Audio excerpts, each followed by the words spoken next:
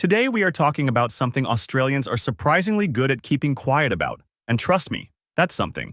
Because Australians will tell you about literally everything else. They'll brag about their coffee, their sports teams, that time they saw a massive spider.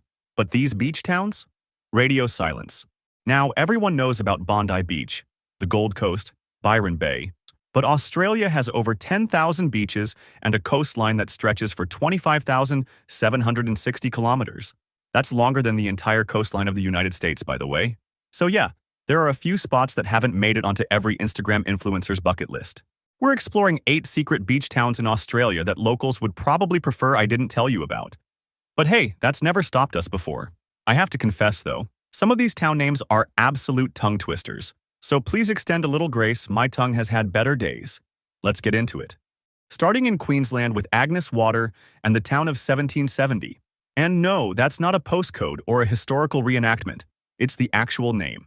Captain Cook landed there in that year, and Australia decided creativity had peaked. Agnes Water is the northernmost surf beach in Queensland, and it's absolutely stunning. The town of 1770 is literally 5 minutes away, and together, they're like the dynamic duo nobody asked for but everyone needs. You've got pristine beaches, crystal clear water, and enough peace and quiet to make you forget what traffic sounds like. The population here is only about 2,000 people, which means you can actually find a park at the beach without circling like a shark for 45 minutes. The main street has a few shops, some cafes, and that's about it. There's no Macca's, no KFC, no massive shopping centers. It's basically what Australia looked like before we decided every town needed 17 coffee shops. The beaches here are perfect for learning to surf because the waves are gentle. And if you stack it, the only witnesses will be a few seagulls who honestly couldn't care less about your dignity. You can also take a boat tour from 1770 to the southern part of the Great Barrier Reef, which is absolutely mental. The town's so small that the locals probably know you're visiting before you've even unpacked your car.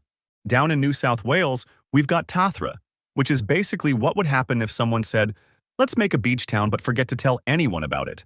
This place is about 350 kilometers south of Sydney on the Sapphire Coast, which sounds like something from a fantasy novel but is actually just really nice coastline.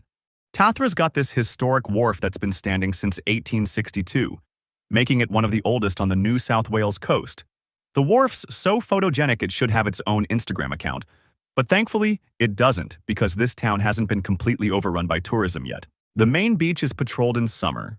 There's a great surf break, and the water's that perfect temperature where you don't have to do the awkward slow walk-in whilst convincing yourself it's not that cold. The town itself has a population of about 1,700, which means everyone definitely knows everyone's business, but at least they're friendly about it. There are some ripper coastal walks, incredible fishing spots, and enough seafood restaurants to make you question why you ever ate fish and chips anywhere else. The Tathra Hotel is a local institution. We're not a complicated people. Heading over to South Australia, we've got Robe.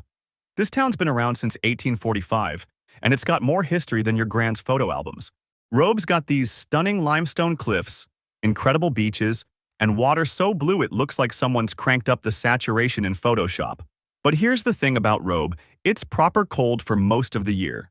We're talking South Australian coast cold, which means you'll need a wetsuit unless you're one of those absolute mad lads who thinks hypothermia is character building. The town's got about 1,400 permanent residents, but in summer that number swells because South Australians know a good thing when they see it. There's this spot called the Blue Lake, which is actually in nearby Mount Gambier, but everyone goes there whilst visiting Robe. The lake literally changes color from gray to vibrant blue in summer, and scientists still aren't 100% sure why. Australia's full of mysteries like that. We've just learned to roll with it. Robe's also got excellent seafood, particularly lobster, and there are enough historic buildings to keep the heritage-listed enthusiasts happy for days. The obelisk is a local landmark that's been guiding ships since 1852, proving that sometimes the old ways are the best ways, unlike my uncle's navigation skills, which involve arguing with Google Maps for an hour. Back to New South Wales for Yamba, which is basically what happens when someone creates the perfect beach town and then forgets to put it on the map properly. It's at the mouth of the Clarence River, about 60 kilometers south of the Queensland border, and it's absolutely gorgeous. Yamba's got multiple beaches, each with their own vibe. There's Main Beach for families, Turner's Beach for when you want to feel like you've discovered your own private paradise, and Angary for the surfers who are actually good at surfing. unlike me, who mostly specializes in underwater acrobatics. The population's around 6,000, which is bigger than some of the other towns on this list, but it still feels like a proper small town. Everyone's pretty chilled, there's a bowling club that does excellent cheap meals, and the whole place has this, we know we've got it good but we're not going to bang on about it energy. The fishing here is phenomenal. You can catch everything from bream to marlin, depending on whether you're fishing from the shore or you've got a boat. The local fish and chip shops will cook your catch for you, which is a very civilized service if you ask me. Yamba's also got this incredible coastal walk around Urager National Park. It's 65 kilometers of pristine coastline that most people have never heard of, which is frankly embarrassing for those of us who are supposed to be travel experts. Over to Western Australia now, where things are so far from everywhere else that they operate on a different time zone and possibly a different dimension. Gracetown is in the Margaret River region, which is famous for wine, but the beaches here are next level. This place is tiny, with a permanent population of maybe 400 people tops. It's basically a collection of houses near some of the best surf breaks in Australia. The beach is absolutely pristine, with that white sand that squeaks when you walk on it, and water that's crystal clear until you remember there are sharks in Western Australia, and suddenly it seems a bit too clear. The surf breaks here have names like huzzas, guillotines, and South Point, and they're the kind of waves that surfers have actual dreams about. If you can't surf, don't worry. You can just sit on the beach and watch people who can, whilst pretending you're observing the technique. There's not much in terms of shops or restaurants in Gracetown itself. You'll need to head to nearby Cowramup or Margaret River for supplies, which is probably why it stayed so quiet. No one wants to drive 20 minutes for a carton of milk, except apparently the people who live there, who've clearly got their priorities sorted. The wildflowers in spring are absolutely mental. Western Australia doesn't mess around when it comes to wildflowers. They've got more species than pretty much anywhere else in the world. And in Gracetown you can see them whilst also being near a gorgeous beach. It's almost too much beauty in one place. Right, let's talk about Tasmania, which everyone forgets is part of Australia until someone mentions it, and then everyone goes, oh yeah, Tassie. Boat Harbour Beach is on the northwest coast, and it's the kind of place that makes you question why you live anywhere else. The beach here is ridiculous. We're talking powder white sand, turquoise water, and rocks that look like they've been strategically placed by a landscape designer who really understood their craft. The water's cold, obviously, because it's Tasmania, and the Southern Ocean doesn't believe in warmth, but it's stunning. There are only about 300 people living in Boat Harbour Beach permanently, which means you've got an excellent chance of having the beach entirely to yourself on a random Tuesday. Try doing that at Bondi. You'd have better luck finding a parking spot in the CBD on Christmas Eve. The town itself is proper small.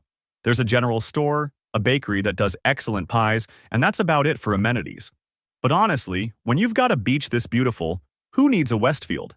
You can fish off the rocks, there are coastal walks, and if you're into diving, the underwater scenery is apparently incredible, though you'll need a wetsuit thick enough to survive Arctic conditions. Tassie in general is underrated, but Boat Harbour Beach is next level underrated. It's like Australia's best-kept secret within Australia's best-kept secret. It's secretception. Victoria's not really known for its beaches in the same way Queensland is, mainly because Victoria's beaches involve water temperatures that can only be described as character building. But Wingan Inlet in Croa-Jingalong National Park is absolutely worth the cold water shock. This place is remote, like properly remote. You need a four-wheel drive to get there, and the last bit of the track will test both your vehicle and your commitment to beach life. But when you arrive, you're rewarded with one of the most pristine, untouched beaches in Australia. There's literally nothing here except nature. No shops, no facilities, no phone reception. It's just you, the beach, the inlet, and whatever wildlife decides to check you out. There are usually more wallabies than people, which is exactly the ratio a beach should have. The inlet meets the ocean in this spectacular way, creating this mix of calm river water and surf beach. You can kayak up the inlet, fish for bream, or just sit there and contemplate why you ever thought civilization was a good idea. Camping here requires a permit, and thank goodness for that because it's the only thing stopping this place from being overrun. The rangers do an excellent job keeping it pristine, and if you do visit, make sure you leave nothing but footprints, or the rangers will find you and they will judge you. And finally, at number 1, we're heading back to Western Australia for Bremer Bay, which is so far south that it's basically waving at Antarctica. This place is about 500 kilometers southeast of Perth, which in Western Australian terms means it's just around the corner. Bremer Bay is absolutely spectacular.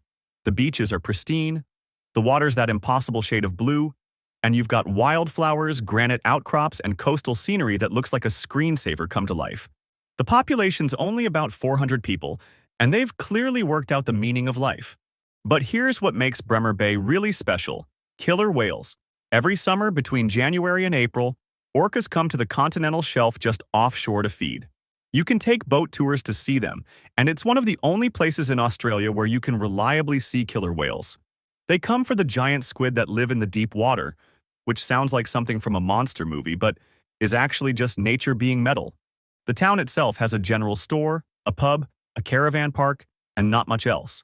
The nearest proper town is Jerramungup, which is 50 kilometers away and has a population of 500. So yeah, this is remote living. But if you want to get away from everything, including your problems, your responsibilities, and that weird cousin who keeps posting conspiracy theories on Facebook, Bremer Bay is the place. The beaches here are some of the most beautiful in Australia, and that's saying something. There's Dillon Bay, Fourth Beach, Little Boat Harbor, and they're all stunning. The fishing's excellent, the swimming's excellent, and the whole vibe is, we're so far from everything that normal rules don't apply. So there you have it, 8 secret beach towns in Australia that locals would probably prefer stayed secret. But let's be honest, if you're watching this channel, you're exactly the kind of person who appreciates these places and won't turn them into the next Byron Bay. Australia's got beaches for days, and whilst everyone's fighting for a spot at the famous ones, you could be living your best life at places like Bremer Bay or Wingan Inlet, wondering why you ever thought crowds were necessary for a good time. If you've been to any of these places, or if there are other secret beach towns you think deserve a mention, drop a comment below. And if you're an Australian local who's furious, I've exposed your favorite spot, I apologize. But also, this is what you get for making your country so ridiculously beautiful. Don't forget to like this video, subscribe to the channel, and hit that notification bell so you don't miss future videos where I reveal more places people would prefer I kept quiet about. Thanks for watching, and I'll see you in the next one.